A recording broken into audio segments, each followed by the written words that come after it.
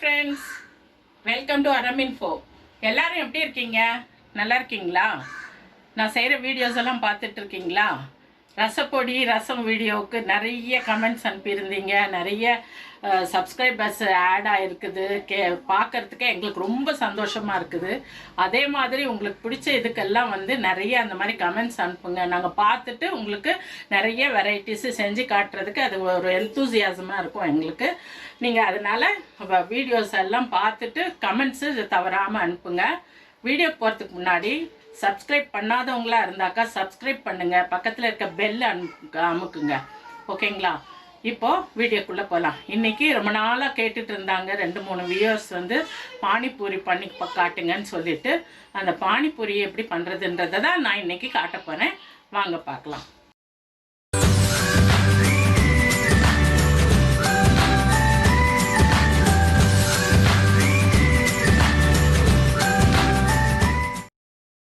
பானிபூரிங்கிறது நிறைய வீடியோஸில் பார்த்துருக்கேன். நானே யூடியூப்பில் காட்டியிருக்காங்க. என்னோட வெரைட்டி எப்படின்றத நான் காட்டுறேன். என்னோடது ஸ்பெஷல் என்னன்னு சொன்னீங்கன்னாக்கா, நாங்கள் சேலத்தில் வீடு கட்டிக்கிட்டு அங்கே இருந்தோம். ஒரு 13 வருஷம் இருந்தோம் சேலத்தில். நான் எங்கள் எதிர் வீடு பானிபூரி சூப்பர் மார்க்கெட்டில், அங்கே சாந்தம் சூப்பர் மார்க்கெட்டுன்னு இருக்குது. அந்த சாந்தம் சூப்பர் மார்க்கெட்டில் பானிபூரி கடை வச்சுருக்கவங்க தான் எதிர் வீட்டு ஓனர்ஸு. அவங்கக்கிட்ட தான் நான் இதை பானிபூரி அப்புறம் சமோசா இந்த மாதிரி ஐட்டம் எல்லாம் கற்றுக்கிட்டேன். அந்த டைப்பில் தான் உங்களுக்கு செஞ்சு காட்ட போகிறேன். ஃபுல்லாக பாருங்கள். நடுவில் ஒன்று சொன்னேன்னாக்கா அது மிஸ் பண்ணிட்டீங்கன்னா பானிபூரி சரியாக வராது, உப்பாது, அந்த மாதிரிலாம் இருக்கும். அதே மாதிரி சட்னிஸ்க்கும் என்னென்ன இன்க்ரீடியன்ஸ் போடுறேன்றதை நீங்கள் ஃபுல்லாக பார்த்தீங்கன்னாக்கா தான் உங்களுக்கு நல்லா அண்டர்ஸ்டாண்ட் ஆகும். நீங்கள் எப்படி செய்யறதுன்றதும் தப்பு பண்ணாமல் பார்க்கலாம். வாங்க வீடியோக்குள்ளே போகலாம்.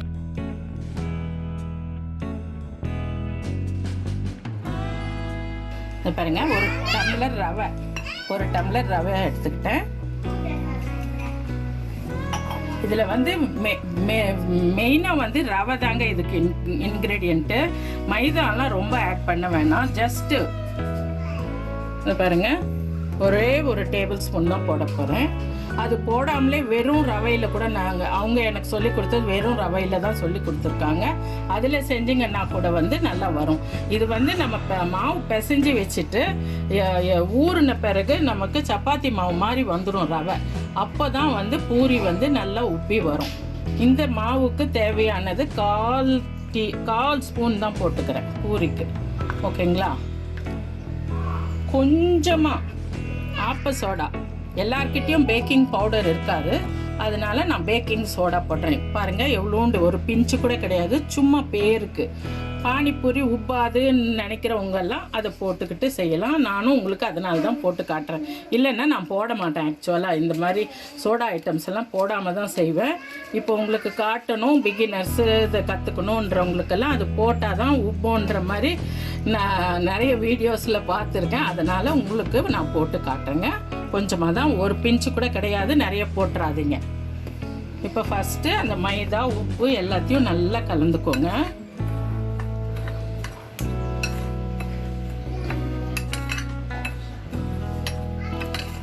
இந்த ரவையிலேயே வெறும் ரவையிலேயே செஞ்சாலே அவ்வளோ கிறிஸ்பாக வருங்க. ஆனால் என்ன செய்யறதுக்கு கொஞ்சம் பொறுமை வேணும், நாமளே செய்யறது.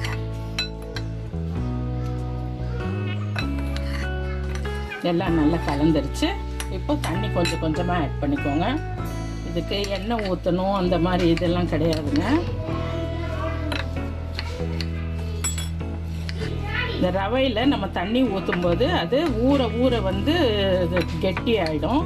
அதனால் நம்ம பிசைஞ்சு ஊறுறதுக்கு வைக்கும்போது கொஞ்சம் தண்ணியாகவே பிசைஞ்சு வச்சுக்கலாம். தண்ணியானா ரொம்ப கிடையாது, அதுவும் பார்த்துக்கோங்க. அந்த கன்சிஸ்டன்சி தான் ரொம்ப முக்கியம். ரொம்ப தண்ணியாக வந்தாலும் பானிபூரி நல்லா உப்பி வராது, கெட்டியாக வந்தாலும் உப்பி வராது.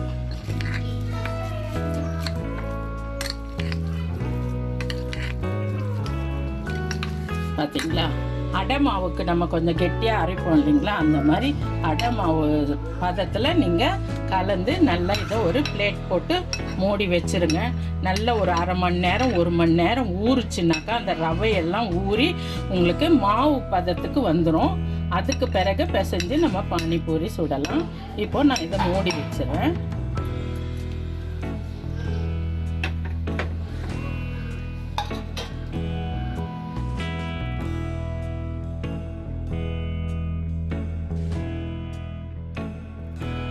உருளைக்கிழங்கு இருக்குது பார்த்தீங்களா, இந்த சைஸில் நான் ஒரு 5 உருளைக்கிழங்க கொஞ்சமாக உப்பு போட்டு நல்லா வேக வச்சு வச்சுருக்கேன். இதை வந்து ஸ்மாஷ் பண்ணிக்கணும். நல்லா நைஸாக ஸ்மாஷ் பண்ணிவிட்டு அதில் உப்பு கொஞ்சோண்டு இந்த தனி மிளகாத்தூள் இருக்குது பார்த்தீங்களா, தனி மிளகாத்தூள் நம்ம காரம் எவ்வளோ வேணுமோ அது வந்து அவங்கவுங்க ஆப்ஷன். அது கூட கொஞ்சோண்டு ஜீரகப்பொடி, உருளைக்கிழங்கு கூட வேக வச்ச உருளைக்கிழங்கு கூட உப்பு, தனி மிளகாத்தூள், ஜீரகப்பொடி இவ்வளோ மட்டும்தான் நம்ம போட போகிறோம். சரிங்களா?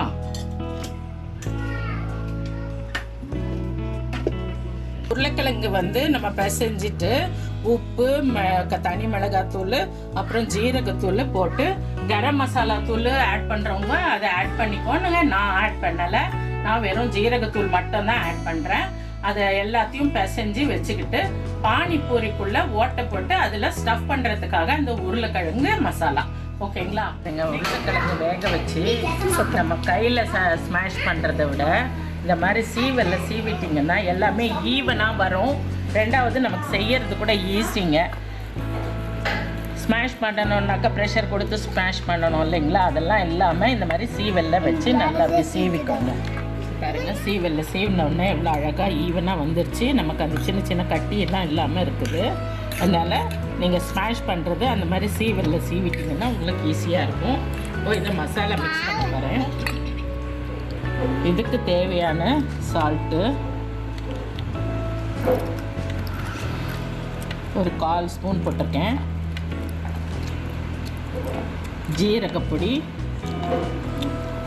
ஒரு 1/4 ஸ்பூனு. இது சின்ன ஸ்பூனு, நான் ஸ்பூன் கணக்கு தான் உங்களுக்கு சொல்கிறேன். சின்ன ஸ்பூனாக இருந்தால் 1/2 போட்டுக்கோங்க. 3/4 ஸ்பூன், 1 ஸ்பூனே கூட போட்டுக்கலாம். இது காரத்துக்கு 1 ஸ்பூன் தனி மிளகாத்தூள்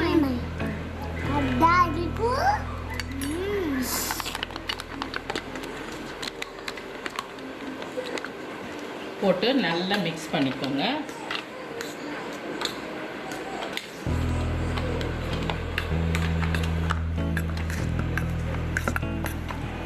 இதுதான் வந்து நம்ம அந்த பூரிக்குள்ளே வந்து ஸ்டஃப் பண்ணுற போகிற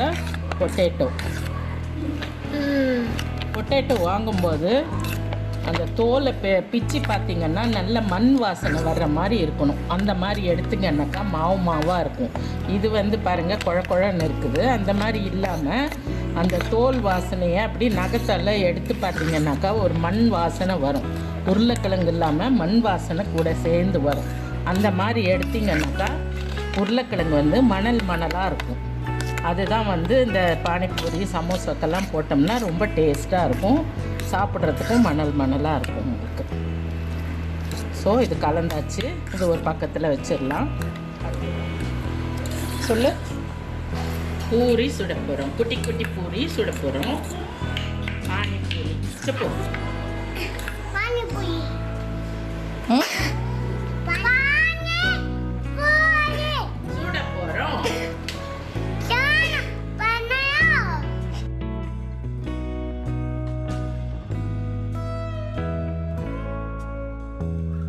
நெக்ஸ்ட் 2 விதமான சட்னி.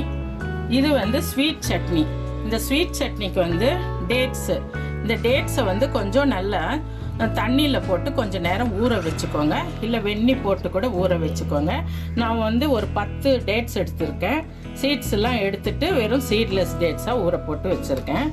ஒரு எலுமிச்சம்பழம் அளவுக்கு புளி எடுத்துகிட்டு இருந்துருக்கேன். அதுக்கு கொஞ்சம் வெல்லம், ரெண்டாவது தனி மிளகாத்தூள் காரத்துக்கு கொஞ்சமாக போடணும்.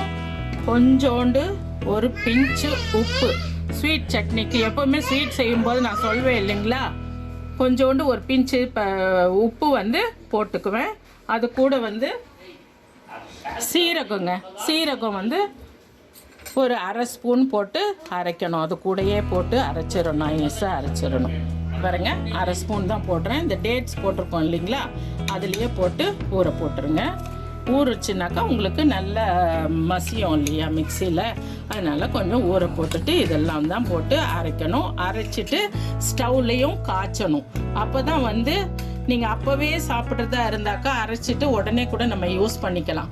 பட் கொஞ்சம் எடுத்து வைக்கிற மாதிரி இருந்ததுனாக்கா நம்ம கொஞ்சம் அதை ஸ்டவ்வில் பேனில் போட்டுட்டு அதை கொஞ்சம் சுருங்கின மாதிரி கொஞ்சம் சட்னியை கொஞ்சம் கெட்டி ஆகிற மாதிரி பண்ணி வச்சுக்கிட்டோம்னாக்கா 1 மாதம் ஆனாலும் கெடாது. அது எப்படி பண்ணுறதுன்னு பார்க்கலாம் வாங்க.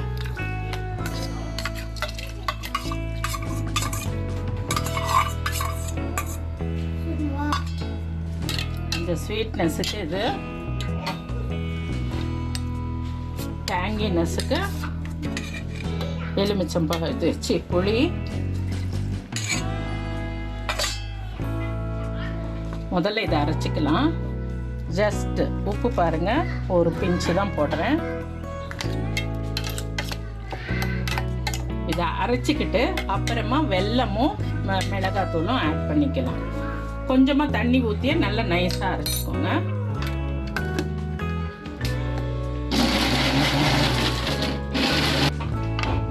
இந்த மாதிரி நல்ல பேஸ்ட் ஆயிடுச்சு. இப்போ வந்து பாருங்க, ரொம்ப போட வேணாம்.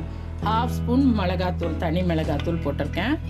அப்புறம் ஒரு எலுமிச்சை அளவுக்கு வெல்லம் போடுறேன்.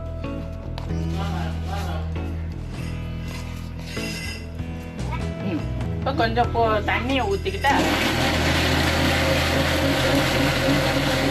ஸ்வீட் சட்னி ரெடி ஆயிடுச்சு. இப்போ இதை நம்ம ஸ்டவ்வில் வச்சு இதை காய்ச்சிக்கலாங்க.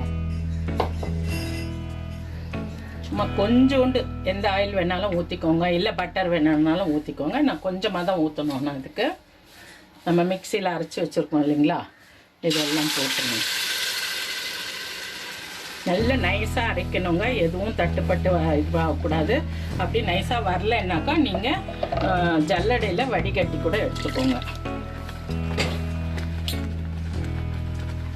கொஞ்சோண்டு ஜீரகத்தூள் போட்டுக்கோங்க. ஒரு 1/4 ஸ்பூன் ஜீரகத்தூள்,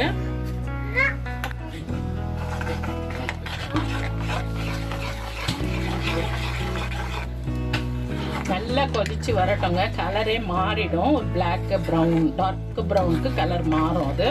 அது வரைக்கும் நல்லா கொதிக்கட்டும். பாருங்க, நல்லா கொதிச்சு வருது. நல்லா கொதிச்சுக்கிட்டு இருக்குது பாருங்க. ஆனா இன்னும் திக் ஆகணும், கிளேசியா வரும். அது நல்லா திக் ஆயிடுச்சுனாக்கா உங்களுக்கு அந்த சட்னி பார்த்தீங்கன்னாலே கிளேசியா அந்த ஷைனிங்கோட வந்துடும். அந்த ஸ்டேஜில் நம்ம இறக்கி ஆற வச்சுக்கலாங்க. பாருங்க ஃப்ரெண்ட்ஸ், எவ்வளோ நல்ல ஷைனிங்காக மேலே வந்திருக்குங்களா உங்களுக்கு தெரியுது.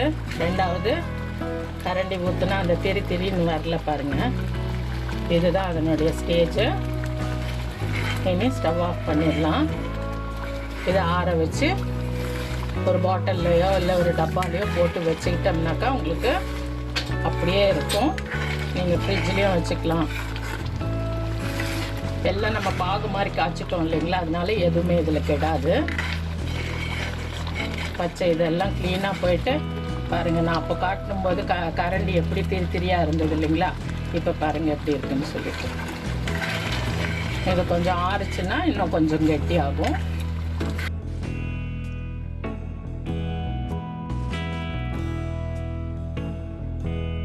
பாருங்க, மாவு நல்லா இந்த மாதிரி வந்துருச்சு.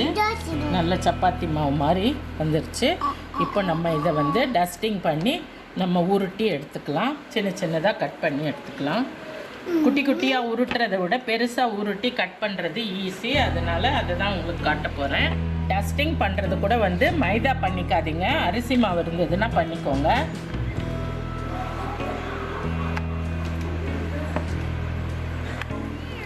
குட்டி குட்டி கிண்ணம் இருந்ததுனாக்கா அந்த குட்டி குட்டி கிண்ணத்தை எடுத்து இந்த மாதிரி கட் பண்ணிட்டீங்கன்னாக்கா உங்களுக்கு சீக்கிரமாக ஆகிடும்.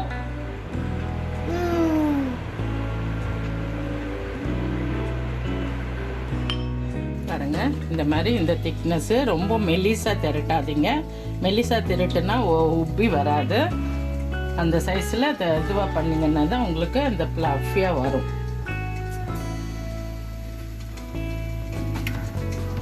எல்லாமே இந்த சைஸில் இருக்குது பாருங்கள். எண்ணெய் காயட்டும்.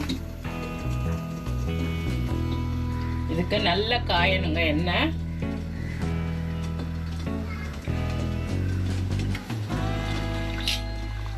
போட்டுட்டு இப்படி ப்ரெஸ் பண்ணி விடுங்க, நல்லா உப்பி வந்துடும் பாருங்க.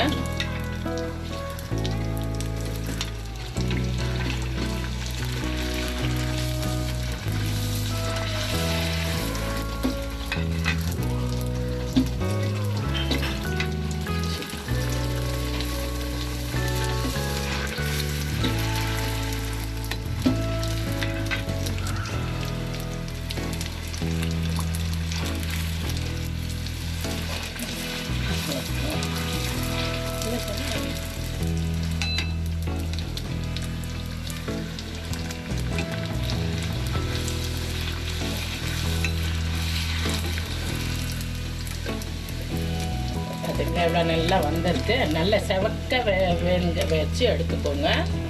ஒயிட்டாக எடுத்துடாதீங்க, நமத்து போயிடும். ஒயிட்டாக எடுத்தீங்கன்னாக்கா நல்லா இந்த மாதிரி சிகப்பாக வரணும். 2 பக்கமும் சிகப்பாக வரணும். இங்கே கொஞ்சம் வெள்ளையாக இருக்குது, அதனால் அந்த பக்கமும் நல்ல சிகப்பாக இருக்கும். வந்துருச்சு பாருங்கள். எண்ணெயும் கூட ரொம்பலாம் இழுக்காது. இந்த புஷ்ஷுன்னு உப்பி வராததெல்லாம் வந்து நீங்கள் அப்படியே வச்சுக்கிட்டு அது ஒரு சாட் ஐட்டம் பண்ணலாம். ஒன்றும் பயப்பட வேணாம்.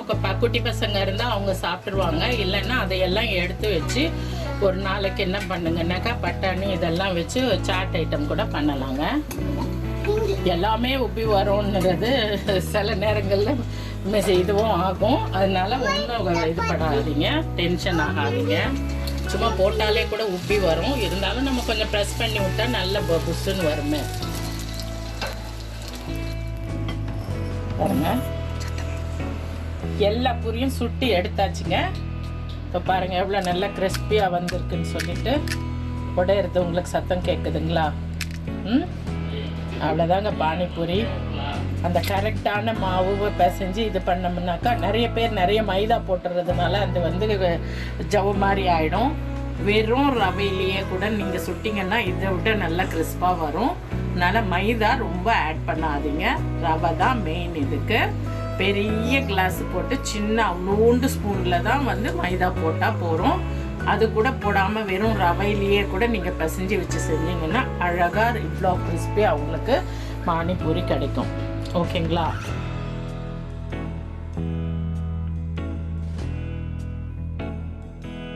இப்போது தண்ணிக்கு தேவையானது நான் கொஞ்சோண்டு புளி, எலுமிச்சம்பழ அளவுக்கு எடுத்திருக்கேன்.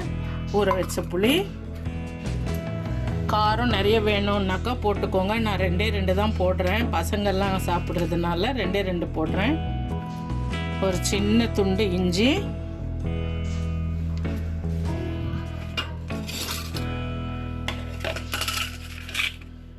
அப்புறம் 2 பிடி புதினா. இதில் புதினா தாங்க டாமினேஷன், அதனால் புதினா நிறைய போட்டுக்கோங்க. கொத்தமல்லி ஒரு பிடி போடுறேன். அப்புறம் ஜீரகத்தூள் இருக்குது போடணும். நான் ஜீரகம் போட்டு அரைச்சிக்கலாம், ஆனால் நான் ஜீரகத்தூள் ஆட் பண்ணிக்கிறேன். அப்புறம் இதுக்கு வந்து சால்ட்டு வந்து இந்த சால்ட்டு தான், ராக் சால்ட்டுன்னு சொல்லுவாங்க, சாக்கடை உப்புன்னுவாங்க, பிளாக் சால்ட்டுன்னுவாங்க. எப்படி வேணால் கேட்டு வாங்கிக்கோங்க. இந்த சால்ட்டு தான் வந்து இதுக்கு மெயினாக போட போகிறோம். போட்டு எல்லாத்தையும் சால்ட் ஆட் பண்ணலைன்னா கூட அப்புறம் ஆட் பண்ணிக்கலாங்க. அதே மாதிரி இந்த க்ரீனிஷாகவே இருக்கணுன்றதுக்காக நான் ஐஸ் வாட்டர் தான் ஊற்றுறேன். மிக்சிலே போட்டு அரைச்சிக்கலாம். இதை வடிகட்டி எடுத்துக்கலாங்க. இதுதான் இந்த பாருங்க எவ்வளோ க்ரீனிஷாகவே அப்படியே இருக்கு. நம்ம வேற பிளெயின் வாட்டர் ஊற்றி அடித்தோம்னாக்கா உங்களுக்கு வந்து அது கொஞ்சம் கலர் கருப்பாயிடும். அதுக்காக தான் ஐஸ் வாட்டர் ஆட் பண்ண சொல்றது. பெரிய ஜல்லையில் ஊற்றணும்னு சொல்றாங்க எங்க பேரை.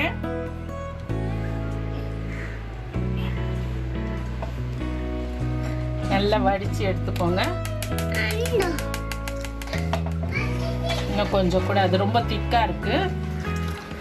தண்ணி அவ்வளோ திக்கா வேணான்றதுனால கொஞ்சம் ஆட் பண்ணிக்கிறேன் தண்ணி. பானிபூரினா எங்கள் வீட்டில் ரொம்ப இஷ்டப்பட்டு எல்லாரும் சாப்பிடுவாங்க.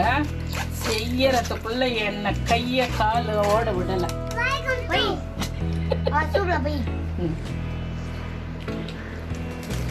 அவ்வளோதாங்க. இன்னும் பிளேட்டிங் பண்ணிட வேண்டியதுதான். நம்ம பிளேட்டிங் பண்ணலாம். இதில் வந்து ஜீரகத்தூள் சொன்னேன் இல்லையா, பாருங்க 1 ஸ்பூன் சேர்த்துக்கோங்க. அப்புறம் சாட் மசாலா 1/2 ஸ்பூன் சேர்த்துக்கோங்க.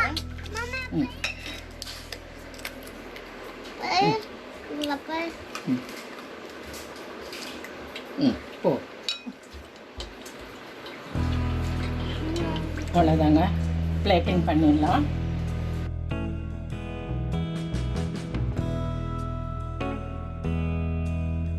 பானிபூரி ரெடி, தண்ணி ரெடி, ஸ்வீட் சட்னி ரெடி, உருளைக்கிழங்கு மசாலா ரெடி, ஆனியன் ரெடி.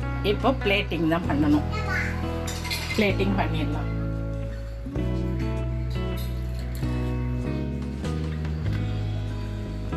இது உடைக்கும் போது கூட பார்த்துக்கோங்க, ஒரு பக்கம் வந்து திக்காக இருக்கும், ஒரு பக்கம் தின்னாக இருக்கும். அந்த தின்னாக இருக்கிற பக்கமும் உடைச்சிக்கின்னா தான் உங்களுக்கு பானி தண்ணி நம்ம ஊற்றுற தண்ணி லீக் ஆகாமல் இருக்கும். நல்ல உருளைக்கிழங்கு வைங்க. கொஞ்சமாக ஆனியன் போட்டுக்கோங்க. எங்கள் டேஸ்ட் மேக்கருக்கு ஆனியன் பிடிக்காது, அதனால ஒரே ஒரு இதில் மட்டும் நான் வைக்கிறேன்.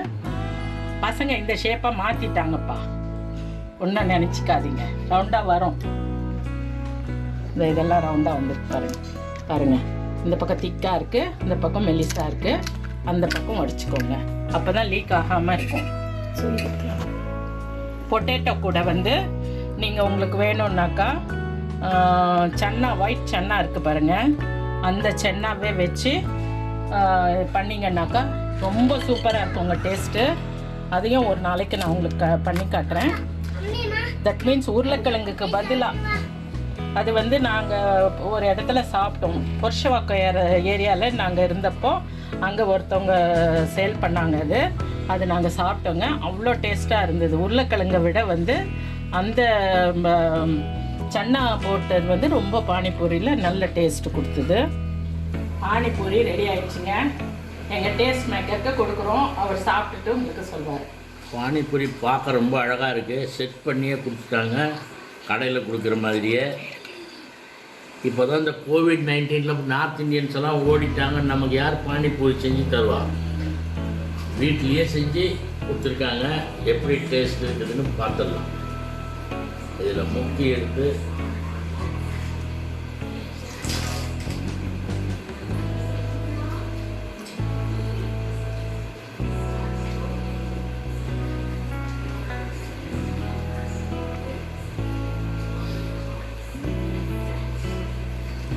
நார்த் இந்தியன் செய்யறதுக்கும் இவங்க செய்யறதுக்கும் எந்த வித்தியாசமும் இல்லை. பர்ஃபெக்ட் சுவையோட ஒரு நார்த் இந்தியாவில் போய் சாப்பிட்டா எப்படி இருக்குமோ பானிபூரி. நீங்களும் இதே மாதிரி இதே ப்ரப்போர்ஷனோட செஞ்சு பார்த்துட்டு சாப்பிட்டுட்டு எங்களுக்கு கமெண்ட்ஸ் அனுப்புங்க. இந்த வீடியோ பிடிச்சிருந்ததுனாக்கா லைக் பண்ணுங்கள், ஷேர் பண்ணுங்கள். சப்ஸ்கிரைப் பண்ணாதவங்க சப்ஸ்கிரைப் பண்ணிவிட்டு பக்கத்தில் இருக்க பெல் பட்டனை அனுப்புங்க. நெக்ஸ்ட் வீடியோவில் பார்க்கலாம். வெங்காயம் நான் சாப்பிட மாட்டேன், அதனால வெங்காயம் போட்டு சாப்பிடல. வெங்காயமும் வச்சுருக்காங்க, அதுவும் போட்டு சாப்பிட்டா இன்னும் சுவையாக இருக்கும். ஒன்று வச்சுருக்கேன் டேஸ்ட்டு, வெங்காயம் வச்சு. நான் வெங்காயம் சாப்பிட்றதில்லை, அதனால நான் வெங்காயத்தை பண்ணுங்கள். All the best.